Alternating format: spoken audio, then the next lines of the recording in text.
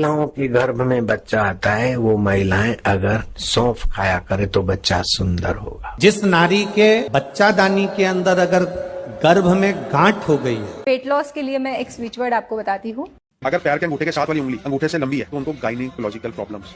कोई पुरुष अपनी पत्नी को यदि पाँव की जूती समझे, पाँव की जूती तो नहीं पता, but I would like to recommend this book. Book का नाम है the man who mistook his wife for a hat. मतलब लिटरली उसको लगता है कि ये जो टोपी है वो उसकी बीवी है। और ये बात मैं क्यों बता रहा हूँ, केवल इसलिए कि आज से हर वीडियो के अंत में मैं आपको मिलवाऊंगा एक पर्टिकुलर सिंगर से, एक वेब सीरीज, एक किताब, एक movie. Now you have more reason to stay. लेकिन पहले कुछ महानुभाव से मिल लेते हैं। महिलाओं के गर्भ में बच्चा आता है, वो महिलाएं अगर सौंफ खाया करे तो बच्चा सुंदर होगा। सुंदरता के दो पहलू हैं। एक जो कि मैथमेटिक्स से रिलेटेड है, जिसके अंदर में सिमेट्री हमको अच्छी लगती है, एक खास रेशियो हमें पसंद आता है। और दूसरा सोशल कंस्ट्रक्ट क्या है, क्योंकि इंडिया के अंदर में किस तरीके से आपने अक्सर देखा होगा कि काले रंग को इक्वल कर दिया जाता है गैर सुंदरता से। दूसरा, आपको ऐसी ह्यूमन की ट्राइब्स मिल जाएंगी जिनके जो सर है उसको बचपन से बांध बांध करके लंबा कर दिया जाता है, क्योंकि वो खूबसूरती का प्रतीक है।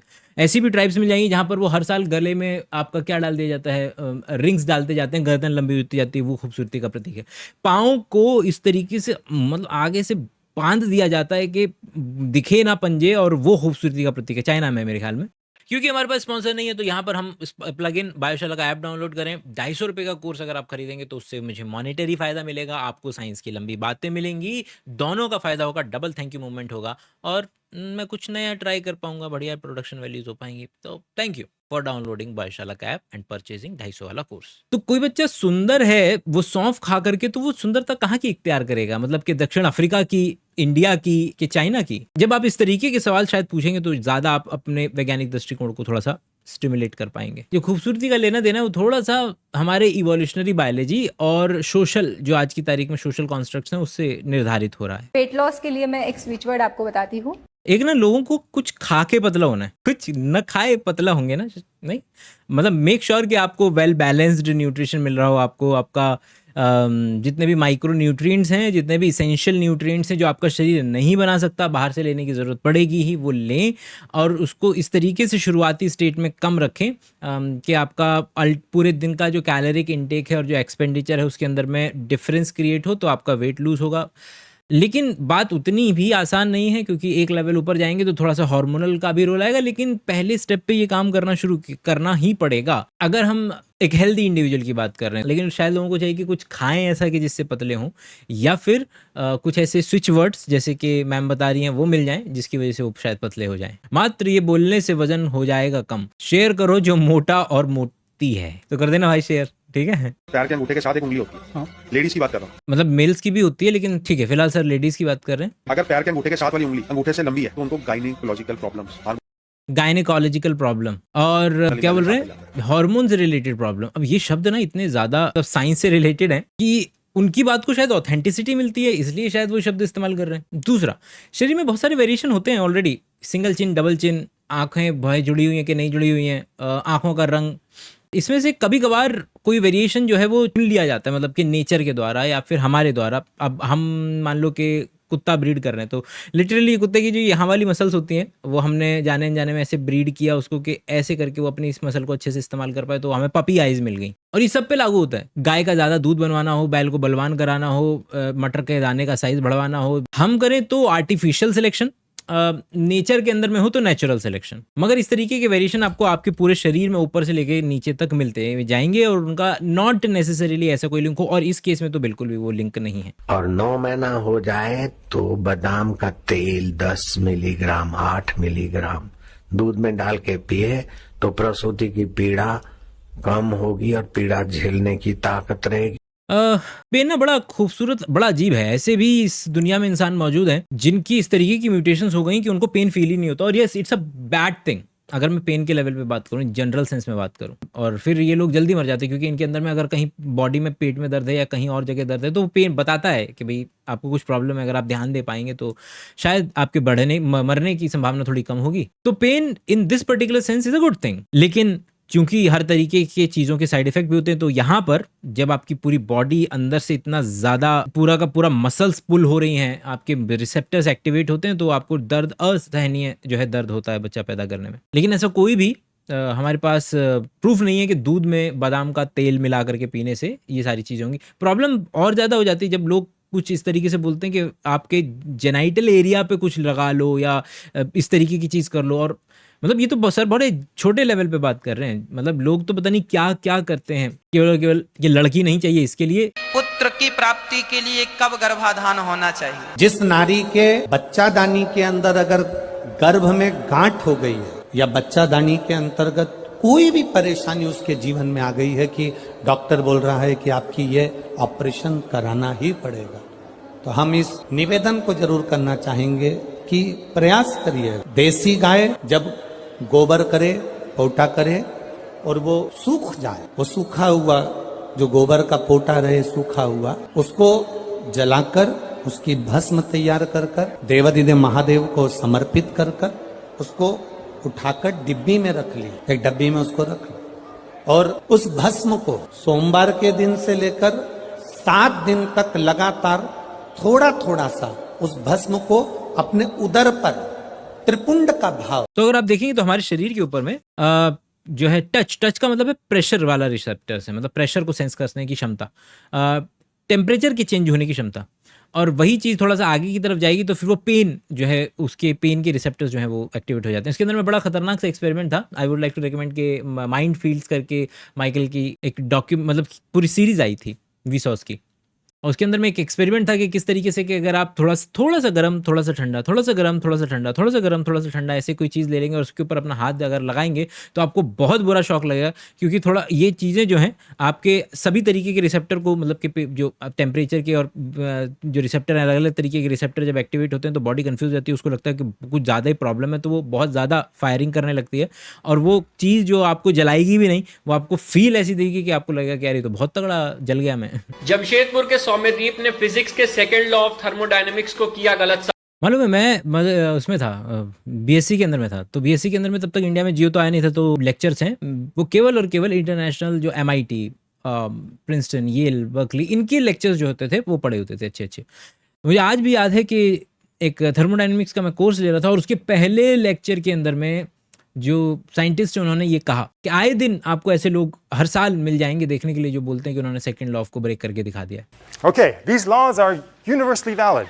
They cannot be circumvented. Certainly people have tried to do that. And every year there's a newspaper story in the Wall Street Journal or New York Times about somebody that has invented a device that somehow goes around the second law and makes more energy than it creates. तो इस बहाने से मैं आपको ये particular course जो है वो रिकमेंड कर रहा हूँ। अगर आप कोर्स पूरा न भी लगाएं और आपका बेसिक्स भी ठीक है, 10वीं 11वीं तक अगर आपने साइंस भी पढ़ी है, तो आप पहला लेक्चर जरूर लगाएं। 100% नहीं, मैथ में कमजोर है सर शायद, क्योंकि 100% गारंटी लेते हैं तो इट विल हैपन। अब उसके अंदर में 1000% कर देंगे तो वो इस पर्टिकुलर कंटेक्स्ट में ये चीज़ लागू नहीं हो रही, तो मैथ्स का थोड़ा सा शायद कम है। देखें, सरकारी नौकरी बता रहे हैं सर कि सरकारी नौकरी किस तरीके से लें। 100% से ज़्यादा गारंटी दी है 1000 की, बट पता नहीं क्या 10 बार नौकरी लगवा देंगे, बट खैर आगे बढ़ते हैं। 1000% श्योर होकर बोल रहा हूँ, ऐसा व्यक्ति सरकारी नौकरी लगेगा। गवर्नमेंट जॉब का योग क्या है, योग देखते हैं है कि नहीं है। तो सबसे पहले क्या करना है, आपको अपना वो हाथ देखना है जिस हाथ से आप खाना खाते हो या लिखते हो। For an example, right hand, 98% लोग राइट ही है। 98% तो नहीं, बट मेरे ख्याल में 90%। बट हाँ, मैंने जब भी किसी को कहीं अच्छी जगह बोलते सुना है तो मैंने 90 और 10 का रेशियो ही सुना है। 98 थोड़ा ज़्यादा हो जाएगा। तो अपने राइट हैंड को देखो, उसमें अपने जो रिंग फिंगर होती है ना, जो रिंग फिंगर बड़ा सिंपल है, ध्यान से देखना, रिंग फिंगर के नीचे का माउंट देखो, ठीक है। अगर इसके नीचे माउंट पे, अजय पहले तो थोड़ा सा ना इसके बारे में बात कर लेते हैं कि लकीरें के, अगर आप मोटी वाली लकीरें देखो तो तुमको साफ नजर आ रहा होगा कि वो थोड़ा सा इस तरीके से बन रही हैं कि जहां पर भी जॉइंट है तो यहाँ पर मिलेगा जॉइंट है, यहाँ पर मिलेगा जॉइंट है, यहाँ तक कि यहाँ पर भी जो मेन मिल रही है क्योंकि जॉइंट है, तो आपको मेन तो पता चल रहा है कि जॉइंट की वजह से है। इसके बाद जो आती हैं वो सेकेंडरी वाली आती हैं, जो छोटे मोटी होती हैं, वो आपके बहुत, मतलब कि ये इस तरीके से है कि मान लीजिए बहुत सारे रैंडम छोटी छोटी चीज़ें ये डिसाइड कर सकते हैं कि आपकी वो लाइनें किस तरीके से बनेंगी हाथ के ऊपर में। जो आपके काम करने के तरीके पे भी निर्भर कर सकता है, और जो आपके फिंगरप्रिंट है उस पर कभी और बात करेंगे। लेकिन यहाँ पर एक है कि आपको इतने ज़्यादा रैंडम कटी फटी लाइनें छोटी छोटी जो होती हैं इतनी ज़्यादा मिलेंगी कि आप ये पावर ऑफ सजेशन की वजह से आप उसके अंदर में उस तरीके की चीज़ ढूंढ लेंगे। रॉशक टेस्ट होता है ना, जिसमें वो इंक ब्लॉट करके दिखाते हैं कि बताओ इसमें क्या दिख रहा है, तो लोग अलग अलग चीज़ें उसमें ढूंढ लेते हैं। बादल में अलग अलग तरीके के आकार ढूंढ लेते हैं, चंद्रमा पे साईं बाबा देख लेते हैं, और अलग अलग चीज़ें आपने देखी होंगी। तो बिल्कुल उसी पर्टिकुलर ट्रेजेक्ट्री में लोग ये भी जो है वो देख लेते हैं, जिनको देखना होता है, जिनको नहीं देखना होता वो नहीं देखते हैं। और इसके अंदर में फिर अवेलेबिलिटी बायस और कंफर्मेशन बायस भी आ जाता है कि वो लोग जिनका नहीं दिखता वो साथ शांत बैठ जाते हैं, लेकिन जिनको दिख जाता है वो कूद कूद की चिल्ला चिल्ला करके पूरी दुनिया को बता रहे होते हैं। तो फिर उसकी वजह से ऐसा लगता है कि जो लोग सामने की तरफ हैं वही हैं। जिस तरीके से इसका सबसे कॉमन एग्जांपल हमेशा से दिया जाता है कि भाई जो लोग रिस्क लेते हैं उसमें से कुछ लोग सक्सेसफुल होते हैं, और जो रिस्क लेते हैं उसमें से कुछ लोग डूबते भी हैं। लेकिन इंटरव्यू केवल उन लोगों का होता है ना जिन लोगों ने रिस्क लिया और सक्सेसफुल हो गए। वो लोग अभी भी कर्जा चुका रहे हैं, या भाग रहे हैं, छुप छुप करके बैठे हैं, या किसी को नहीं बता रहे हैं कि उनका नुकसान हो गया है, या उनका जो उनके रिस्क लेने की वजह से उनका पैसा डूब गया है। और जब इंटरव्यू उन लोगों का होता है तो वो लोग बोलते हैं कि रिस्क लेना चाहिए, रिस्क लेना चाहिए। तो लोगों को ये पर्टिकुलर इन्फॉर्मेशन माशरे में जाती है कि क्या रिस्क लेने वाले ही आपका क्या होंगे, बेहतर की तरफ जाएंगे। लेकिन याद रहे ऐसे लोग बस चिल्ला करके बोल नहीं रहे हैं जिन्होंने रिस्क लिया था और जिनका नुकसान हो गया। तो उसी तरीके से आप यहाँ पर भी ये 2-3 चीज़ें जो है देखेंगे। ठीक है, नीचे आपको ऐसी एक खड़ी हुई लाइन या 2 खड़ी हुई लाइन या 3 खड़ी हुई लाइन, मतलब खड़ी हुई लाइन ऐसे दिखे जो एक दूसरे को क्रॉस नहीं कर रही हो, तो पहली पॉइंट आपका गवर्नमेंट जॉब का योग है। नोट तो कितना कि या तो आप एक पैर वाले हैं, या तो आप 2 पैर वाले हैं, या तो आपके 2 पैर और 2 हाथ वाले हैं। भाई कौन बचा इस कॉम्बिनेशन से, इस दुनिया में कौन बचा? और उसके नीचे इतनी छोटी अभी उठा करके देख लो, ये जब तुम बहुत सटीक से देखोगे तो बहुत ज़्यादा फाइन, क्योंकि एक तो मेन लाइन है, उसके बाद सेकेंडरी दिखने वाली, फिर उसके बाद टर्शरी दिखने वाली। तुम ढूंढ लोगे, और तुम्हें अगर तुम्हें डिस्प्रूव करना है तो डिस्प्रूव भी कर दोगे। और अगर किसी एक फला बंदे की मिल भी जाती तो भी उससे कुछ बात प्रूफ नहीं होती है, क्योंकि इन ऐसे तरीके के एक्सपेरिमेंट में जब डिज़ाइन करोगे तो डेटा सेट बहुत बड़ा चाहिए, और प्रोमिनेंट के आपको जो डिमार्केशंस हैं वो बहुत अच्छे तरीके से बताने पड़ेंगे कि ये है, इसकी बात कर रहे हैं। बट ठीक है, नहीं होगा वो, बट चलो आगे बढ़ते हैं। डाउट इसके अलावा क्या है, आपकी रिंग फिंगर है, क्योंकि सूर्य आपकी रिंग फिंगर है, समझ गए। आपको सारा गवर्नमेंट का यहीं से देखना है। इसके नीचे अगर आपको बॉक्स का साइन, जो बॉक्स नॉर्मल बॉक्स का साइन होता है, ट्राइंगल का साइन, त्रिकोण का साइन, या एक फिश का साइन, समझ गए, इन तीनों में से कोई भी साइन आपको दिख जाए, ये भी उसी में से आता है कि या तो आप बहुत ज़्यादा प्रेम करने वाले हैं, या तो आप बहुत ज़्यादा जो है आप किसी प्रेम में पड़ते हैं तो फिर आप बहुत नफरत भी बहुत तगड़ी करते हैं। मतलब 5-3-4 कॉम्बिनेशन दे दो, उसमें से वो निकाल ही लेगा। वो उसमें से फिश बोल दी, डायमंड बोल दिया, चोकोर बोल दिया, डंडा बोल दिया। अब कौन बचा है इस पे कि हाँ योग तो मेरा भी ये तैयारी कर ही लेनी चाहिए। अगर आप यहाँ तक पहुँचे हैं तो प्लीज़ कमेंट में मेरे को वो बता देना कि तुमको मेरे बाकी वीडियोज़ में या इस वीडियो में कौन से पार्ट पसंद आते हैं, ताकि उसका मैं स्निपेट काट कर शॉर्ट्स और रील बना सकूँ। कच्चा दूध अगर कोई पिए तो best remedy for acid reflux. यही है ना कि जिसका काम जिसी को साझे। मतलब आई डोंट थिंक कि सर की एक्सपर्टीज होगी ह्यूमन फिजियोलॉजी के अंदर में, I don't think so, but ठीक है हम कोशिश करते हैं। सर कह रहे हैं कि कच्चा दूध जो है वो आपका एसिड रिफ्लेक्स के अंदर में मदद करेगा। अब इसके अंदर में ये जानना बड़ा ज़रूरी होगा कि वो जो एसिड रिफ्लेक्स है उसकी असल वजह क्या है। स्ट्रेस से लेकर के आपके इन्फेक्शन तक, और इसके बीच में बहुत सारे लाइफस्टाइल मतलब कि प्रॉब्लम्स भी आपके एसिड रिफ्लेक्स का कारण हो सकते हैं। अगर for the sake of argument अभी के लिए हम मान लेते हैं कि बात हो रही है कि केवल और केवल भाई अभी आप शांत करना चाहते हैं, अपना थोड़ा सा एसिड फालतू बन रहा है, तो आप या तो शुरुआत करते हैं न्यूट्रलाइजिंग एजेंट से कि आप वहाँ पर क्योंकि एसिड है तो बेस डालेंगे, और हम बात कर रहे हैं स्टमक की, पेट की। और वैसे अगर शुद्ध हिंदी में चले जाएंगे तो फिर हम उसको आपका क्या बोलते हैं, जठर, मतलब कि जो आपने जठराग्नि शब्द जो सुना होगा, तो असल में जो एनसीईआरटी में अगर शब्द देखने के लिए मिलेगा तो अमाशय जो है शब्द देखने के लिए मिलेगा। क्योंकि हम खाते हैं चीज़ें तो जलन सी महसूस होती है, क्योंकि हाइड्रोलिसिस हो रहा है, वहाँ पे एसिड है। तो लोगों ने सोचा पुराने ज़माने के कि यहाँ कहीं आग तो नहीं लग रही अंदर। वो एक रूपक अलंकार था। लोग आज तक समझते हैं कि वहाँ पे आग लिटरली जठराग्नि है, जठर अग्नि। तो वैसे तो अमाशय शब्द है एनसीईआरटी के लिए, लेकिन फिर भी अगर दूसरा शब्द हम इस्तेमाल करना चाहें हिंदी में तो वो आप जठर अग्नि का इस्तेमाल कर लेते हैं लोग। कि आपके स्वास्थ्य के लिए आपके नाभि में जठराग्नि है, नाभि में जठराग्नि बिल्कुल नहीं। ये जो छाती से नीचे वाला हिस्सा है जिसको हम एब्डोमेन कहते हैं, उसको हम उदर कहते हैं, उसको हम जठर नहीं कहते। जठर शब्द हो गया स्टमक के लिए। अब देखें कि ये एनाटॉमिकल स्ट्रक्चर ही जब अगर किसी व्यक्ति को क्लियर नहीं है तो आप उस व्यक्ति से कैसे उम्मीद कर रहे हैं कि वो आपको, क्योंकि हमें तो किसके पीछे जाना है, सही एक्सप्लेनेशन के पीछे जाना है। तो उदर हो गया पेट के लिए, अमाशय हो गया पेट के लिए, मतलब उदर और अमाशय ये दोनों हो गए आपके स्टमक के लिए, जिसके अंदर में आपका HCl बन रहा है। और वहाँ पर या तो आप न्यूट्रलाइजिंग एजेंट डालेंगे, नहीं तो जो वैसे हिस्टामिन के एंटेगनिस्टिक ब्लॉकर जो कि आपका ब्लॉक करेंगे हिस्टामिन के रिसेप्टर पे जाकर के, जो कि स्ट्रक्चर हिस्टामिन से मिलता जुलता है, तो हम रैंटिडेन और जैंटिडेन वगैरह जो स्ट्रक्चर है मार्केट में आपको जैंटेक के नाम से ये ड्रग्स मिलती होंगी, तो वो वहाँ से अब इतना लंबा पाथवे तो आपको कवर करने की ज़रूरत नहीं है। बट पॉइंट समझने वाली बात है कि आपको कारक ढूंढना पड़ेगा कि ये हो किस वजह से रहा है, ताकि आप उसको उसी तरीके से ट्रीट कर पाएँ।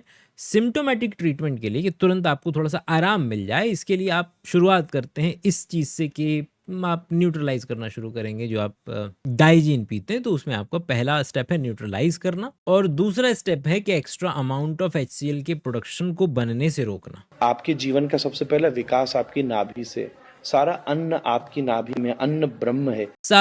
सांप का सारा अन्न नाभि में है, कोई रिलेशन नहीं, मतलब कोई समझ में आ रहा है इस बात का? I don't think so. और अगर वो अन्न ब्रह्म जब अमृत का मंथन करता है, आपका पेट घूम घूम के उसमें से अमृत निकालता है, उसमें से ऊर्जा निकालता है, उसमें से चेतना निकालता है। स्टमक का काम HCl प्रोड्यूस करना है। HCl का काम है, मेन काम जो है वो है बाहर से आए हुए किसी भी तरीके के बैक्टीरिया को ख़त्म करना। इसलिए जो लोग जितना गंदा खाना खाते हैं उतना ही ज़्यादा एसिडिक उनका बनता है HCl। जैसे कि जो स्कैवेंजर्स होते हैं, गिद्ध वगैरह, जो कि बिल्कुल सड़ा हुआ खाना खाते हैं, उनका सबसे ज़्यादा एसिडिक होता है। बाकी दूसरे लेवल पे आप देखते हैं कि वो प्रोटीन को डीनेचर भी कर देता है थोड़ा बहुत, तो वहाँ से भी थोड़ा बहुत उसका काम है। स्टमक जो है वो अपना ऊपर उसके एक स्फिंक्टर होता है, कार्डिक स्फिंक्टर, नीचे की तरफ पायलरिक स्फिंक्टर, दोनों बंद हो जाते हैं और चीज़ों को मिक्सिंग वगैरह फिजिकल चर्निंग भी होती है आपका स्टमक के अंदर में। लेकिन बस वो इसके लिए है कि आपका चीज़ें अच्छे से मिक्स हों, अच्छे से आपका HCl प्रोड्यूस होकर के उसमें सारा का सारा जो भी चीज़ें हैं वो डीनेचुरेट हो जाएं। उसमें से प्रोटीन्स निकालता है, फैट निकालता है, कार्बोहाइड्रेट। ये सारा का सारा काम जो प्रोटीन निकालना, खाना चीज़ निकालना, टिकाना चीज़ निकालना, वो उसमें है। जो आपने खाया है वो प्रोटीन है। जो गोल है वो डाइजेशन है, और डाइजेशन के मायने होते हैं कि प्रोटीन को आप कन्वर्ट करें किसके अंदर में, अमाइनो एसिड के अंदर में, और वो आप एब्जॉर्ब करेंगे। और ये जो काटने पीटने का काम है वो सारा का सारा एंजाइम्स के ज़रिए होता है, जो निकालता है मेनली आपका पैनक्रियाज। और ये काम होता है आपका छोटी आंत में। स्टमक में इतना डाइजेशन का काम नहीं होता है जितना काम मेन जो जगह है वो आपका इंटेस्टाइन है, स्मॉल इंटेस्टाइन है, ड्यूडेनम है खास करके। और सारे के सारे एंजाइम्स हैं जो कि लाइपेज है जो आपके फैट को काटेगा, और आपका प्रोटीएज है जो आपका प्रोटीन को काटेगा, और अलग अलग तरीके के शुगर को काटने वाले एंजाइम आपके मौजूद हैं, जिसमें पैनक्रियाटिक अमाइलेज, माल्टेज, फलाना ठिकाना, मतलब जो कि आपके शुगर को काटेगा, निकालता है। पर उसमें कोई एक ऐसी चीज होती है उसको पचाने में जो विष है, एसिड की तरह आपके चेतना को, आपकी छाती को जलाती है, आपके कंठ, उसमें विष है और वो आपके चेतना को जलाती है, आपके कंठ को जलाती है, आपकी छाती को जलाती है। हमारा जो डाइजेशन है ना वो बॉडी के बाहर हो रहा है, मस्त ना। हमारा डाइजेशन एक्स्ट्रा सेल्यूलर है, ये बस एक पाइप है। ये पाइप जो बॉडी के बाहर हो, हमारा एक्स्ट्रा सेल्यूलर डाइजेशन होता है। तो जब तक चीज़ें सिस्टम में नहीं चली जाती तब तक वो टॉक्सिक के मतलब कि आपके उसमें डायरेक्शन में नहीं जाएंगी ज़्यादातर के केस में। तो पहले उसे सिस्टम में जाने तो दीजिए, उसे एब्जॉर्ब तो होने दीजिए, तब तो आप उसको विष बनाएंगे। वरना तो आप लॉजिकली देखें तो अगर आपका बिल्कुल इंटेस्टाइन परफेक्ट है तो आप लोग सांप का जहर भी पी जाते हैं। सदगुरु वासुदेव जो हैं वो करके दिखाते हैं ये पर्टिकुलर चीज़, और सांप का जहर जो है वो पीते हैं। और अगर कहीं छाला वाला हो उनके मुंह में या पेट में, कहीं अल्सर हल्का सा कटा फटा हो, तो वो नुकसान कर सकती है वो पर्टिकुलर चीज़। लेकिन अगर सब कुछ सही है तो आप बिल्कुल सांप का जहर खा सकते हैं और आपको कुछ भी नहीं होगा, क्योंकि उसके जहर में भी ज़्यादातर प्रोटीन का ही बना होता है वो जहर। तो प्रोटीन आपके जाएंगे पेट में, डाइजेस्ट हो जाएंगे, डीनेचर हो जाएंगे। तब दूध का आस्वादन करने से आपके भीतर का जो ये एसिड रिफ्लेक्स है, जो विष है, उसकी समाप्ति होती है। अब एसिड रिफ्लेक्स को विष बोल दिया कि किस तरीके से कोई भी किसी भी तरीके की जानकारी का अभाव है, बस इतना सा मैं मतलब कहूँगा। आई होप कि वो सारी जानकारी आपको मिली हो। तो और वैसे दूध से which it self is sugar भर भर के प्रोटीन्स और फैट, मतलब कि दूध is a full nutrition, full खाना बेसिकली। तो उससे संभावना कम है आपके जठराग्नि शांत होने की। और एक और बात कि दूध के अंदर में प्रोटीन है, और प्रोटीन या अमाइनो एसिड जो है वही बताते हैं पेट को मेनली कि एसिड बनाओ भाई साहब, और बनाओ एसिड। और दोस्त आज का जो रिकमेंडेशन है वो बुक और सीरीज दोनों ही उसके ऊपर अवेलेबल है, और उस सीरीज का नाम है आपका लेसन्स इन केमिस्ट्री। इसी ही सेम नाम के साथ में ये दोनों चीजें बनी हुई हैं। We're live in 5, 4, 3. Let's begin, shall we?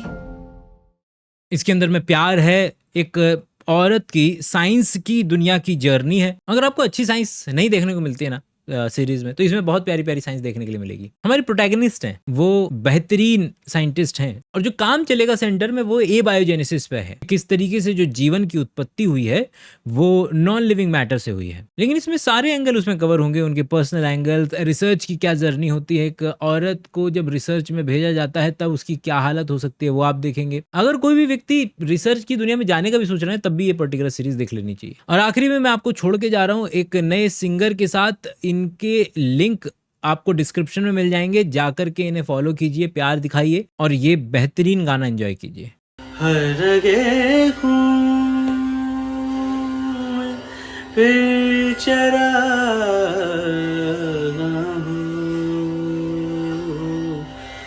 हर गे हूँ फिर चरा सामने फिर वो बेनकाब